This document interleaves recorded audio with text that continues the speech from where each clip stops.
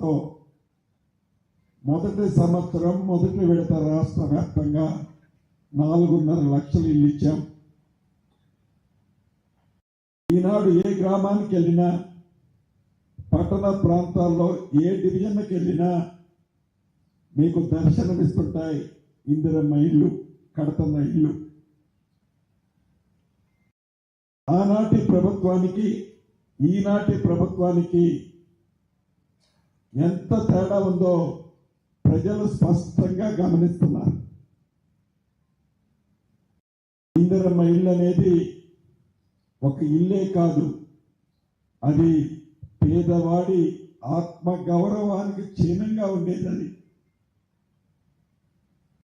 ఏ ఊరు వెళ్ళినా, ఏ పట్టణం వెళ్ళినా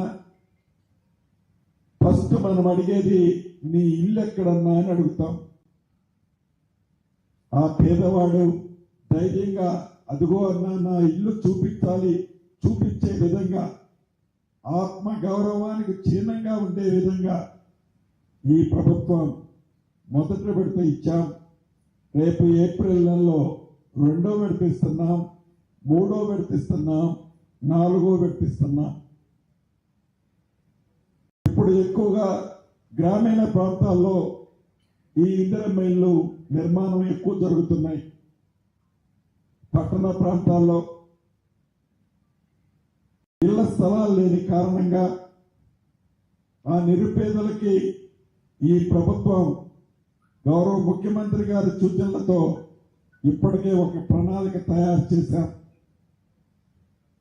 గ్రామ ప్రాంతంలో ఎలానైతే ఇళ్ల స్థలాలు ఉన్నవాళ్ళు కట్టుకుంటున్నారో, పట్టణ ప్రాంతాల్లో నివసించే వాళ్ళకు కూడా మొదటి విడత ఇచ్చిన దాంట్లో ఇళ్ల స్థలం ఉన్న వాళ్ళకి ఇచ్చాం. ఇళ్ల స్థలము లేని వాళ్ళకి కూడా G+3 గ్రౌండ్ +3 ఫ్లోర్స్ ఇచ్చి కట్టి ఆ పేదవాళ్ళకి ఇందిరమ్మ ఇల్లు ఇవ్వాలనే కాన్సెప్ట్ ని ఆల్రెడీ ఫైనల్ చేశాం. పట్టణ ప్రాంతాల్లో ఉండే నిరుపేదలకు కూడా పేదవాడి కష్టం తెలిసిన ఈ ప్రభుత్వం అక్కడ కూడా ఇందిరమ్మ ఇల్లు 100% ఇస్తాం.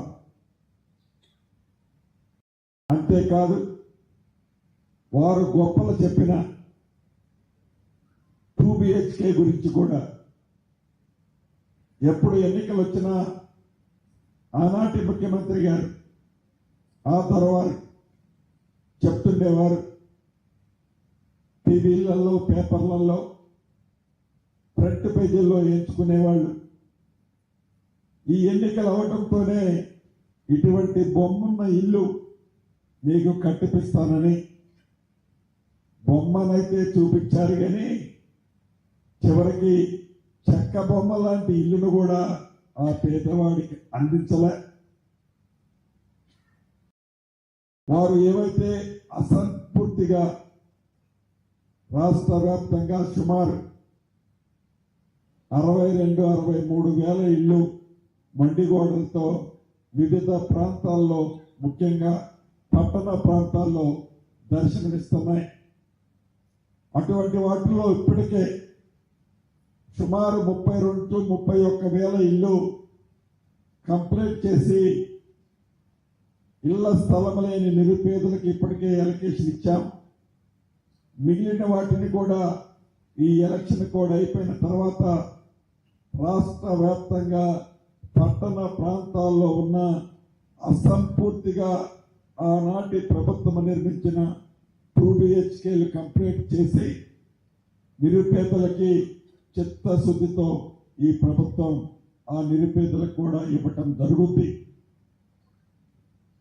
అంతేకాదు, సంక్షేమ కార్యక్రమంలో భాగంగా ప్రభుత్వం వచ్చిన మొదటి 2 రోజుల్లోనే ఆర్టీసీ బస్సు ఆడబిడ్డలకి ₹1 ఛార్జీ లేకుండా రవాణా సౌకర్యం కల్పించాం. పేద పిల్లలు హాస్టల్లో చదువుకునే పిల్లలకి 40% డైట్ ఛార్జీలు పెంచాం. 200% పేద ఆడపిల్లలు ఎవరైతే స్కూళ్లలో చదువుకుంటున్నారో 200% బయట కాస్మెటిక్ ఛార్జీలు పెంచాం. ఆనాటి కోళ్ల ఫారాలు,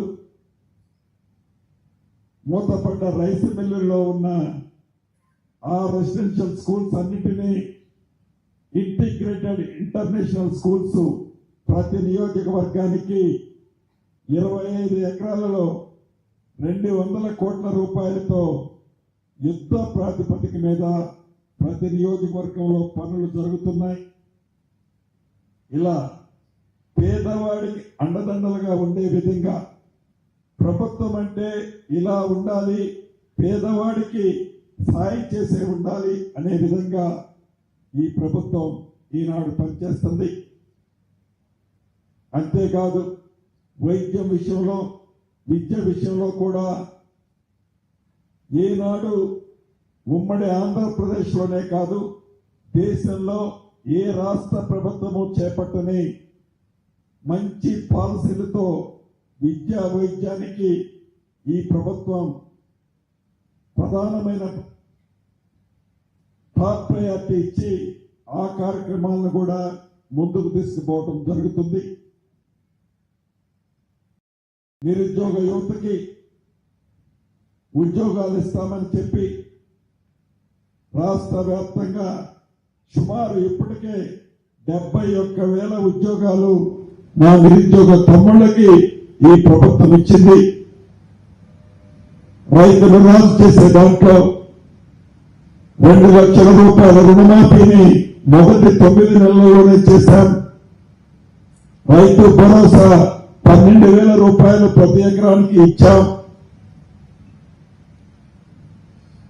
వరేస్తే ఉరేనని ఆనాటి ధర చెప్తే వరేసిన రైతులు రాజును చేస్తామన్న దాంట్లో భాగంగా సన్నవడ్లకి క్వింటాలకి మద్దతు ధరతో పాటు 500 రూపాయల బోనస్ ఇచ్చాం. ఇలా 360 డిగ్రీస్ లో అన్ని సెక్టార్లకు, అన్ని వ్యవస్థలకు రాష్ట్ర ఆర్థిక పరిస్థితి సహకరించకపోయినా ఈ ప్రభుత్వం నిరంతరము పేదవాడికి సంక్షేమ కార్యక్రమాలు ఇచ్చే దాంట్లో కానీ, అభివృద్ధిని చేసే దాంట్లో కానీ ఎక్కడా తగ్గకుండా